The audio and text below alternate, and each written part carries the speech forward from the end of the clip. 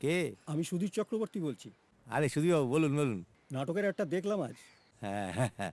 আজ কিন্তু বউকে নিয়ে আসছি। কমপ্লিমেন্টারিটা।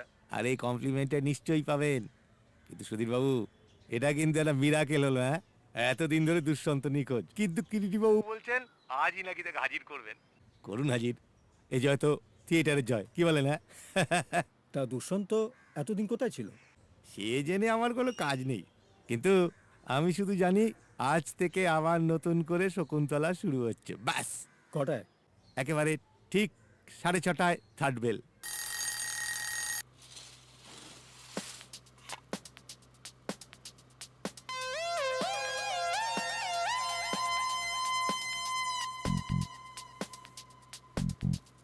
মঞ্চ থেকে রহস্যের শুরু, তাই মঞ্চেই হবে রহস্যের সমাধান।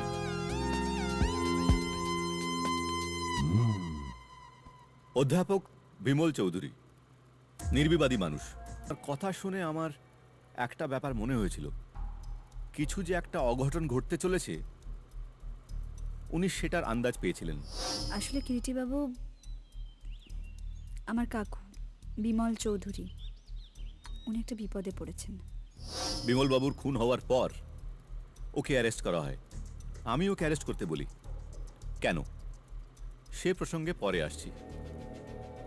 আগে আসি রঞ্জন বোসের প্রসঙ্গে।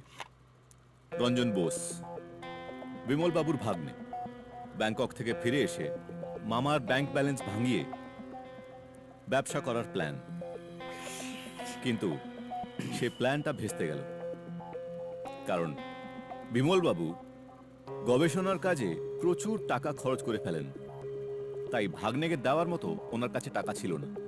বিমলবাবুর এই অর্থাভাবের সুযোগ নেন এই শহরের একজন প্রতিষ্ঠিত ব্যবসায়ী রাঘব সরকার।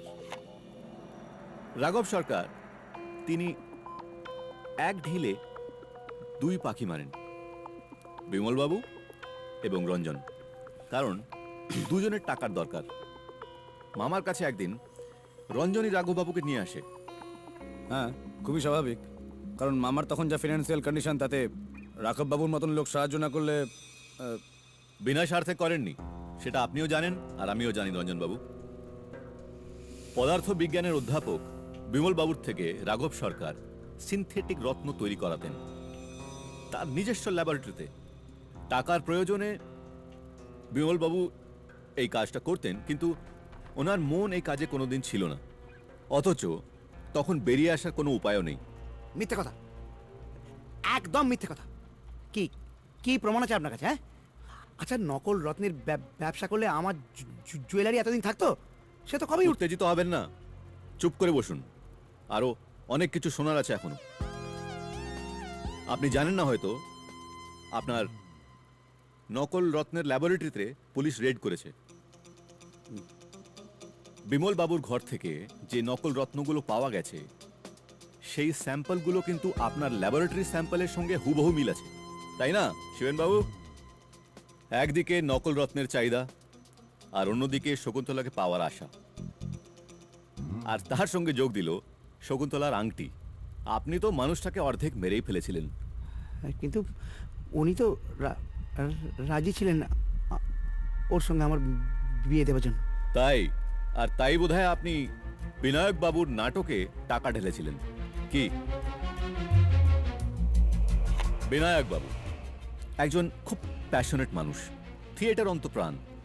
দীর্ঘদিন ধরে একজন ঠিকঠাক শকুন্তলা খুঁজছিলেন, পেয়েও গেলেন। আর সেই সূত্রে বিমল বাবুর পরিবারের সাথে একটা যোগাযোগ শুরু হলো, তাই তো বিনায়ক বাবু? কিন্তু এতদিন পর আপনি এই নাটকটা করলেন কেন? শকুন্তলাকেই বা চুজ করলেন কেন? ওই পরিবারের সাথে একটা যোগাযোগ শুরু করার জন্য, নাকি আরো অন্য কোনো উদ্দেশ্য ছিল? সে প্রসঙ্গে পরে আসছি।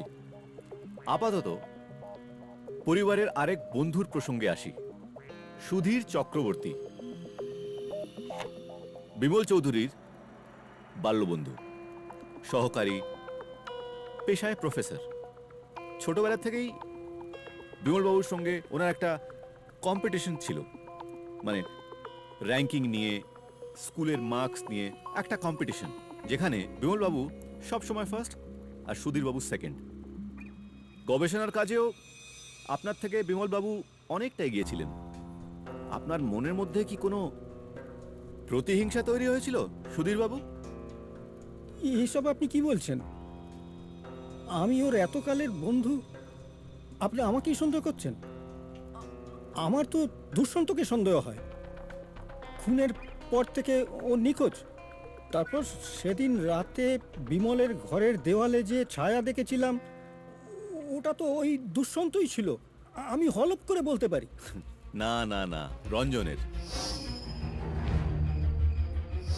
রঞ্জন, আপনি বিমলবাবুর ঘরে কিছু খুঁজছিলেন, যে জিনিসটার জন্য জন্মদিনের পার্টি থেকে আপনি রাঘববাবুর ইশারায় বেরিয়ে গেছিলেন।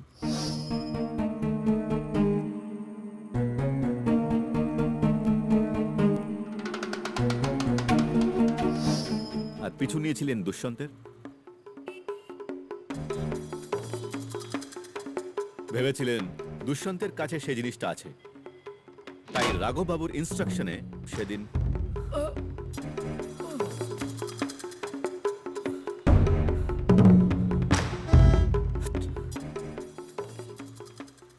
আপনারা সবাই বৃথা পরিশ্রম করেছেন। আংটি আমার কাছে, বিমলবাবুর কাছে সে আংটিটা ছিল। সেদিন ধস্তাধস্তির সময় আংটিটা পড়ে গিয়েছিল, আর আমি যখন খুনের পর প্রথম ঘরে ঢুকি, আংটিটা ঠিক আমার পায়ের কাছে পড়েছিল। প্রথমত আমার সন্দেহ হলো হয়তো খুনটা আংটির জন্যই হয়েছে, তাই আংটিটা আমি নিজের কাছে রেখে দিয়েছিলাম। তাহলে খুনটা কিসের জন্য হয়েছিল? ঠিক সময় ঠিক প্রশ্নটা করেছেন বিনায়কবাবু। খুনের উদ্দেশ্যটা এত সহজ নয়। যেভাবে ক্লোরোফর্ম ব্যবহার করে ডিজিটালিন ইনজেক্ট করে খুনটা করা হয়েছে, আর যেভাবে ধস্তাধস্তি হয়েছে, আমার মনে হয় খুনি কোনো মহিলা নয়, আর খুনি ডাক্তারি বিদ্যায় পারদর্শী। তাই প্রথম থেকেই আমার সরমা দেবীর ওপর কোনো সন্দেহ ছিল না, কিন্তু কৌতূহল ছিল তার অতীত নিয়ে। সরমা দেবী মফস্বলের এক যুবতী, কলেজে পড়াকালীন থিয়েটার করতে গিয়ে এক যুবকের সঙ্গে প্রেমে পড়ে, মেলামেশা ঘনিষ্ঠতা বাড়ে। তারপর ওই যুবক তাকে অন্তঃসত্ত্বা অবস্থায় ফেলে দিল্লি চলে যায় নাটক নিয়ে পড়তে। বহু বছর পর নাটকের জন্য শকুন্তলার সূত্রে ওদের আবার বিমলবাবুর বাড়িতে দেখা হয়, যদিও তখন আর তারা যুবক যুবতী নন।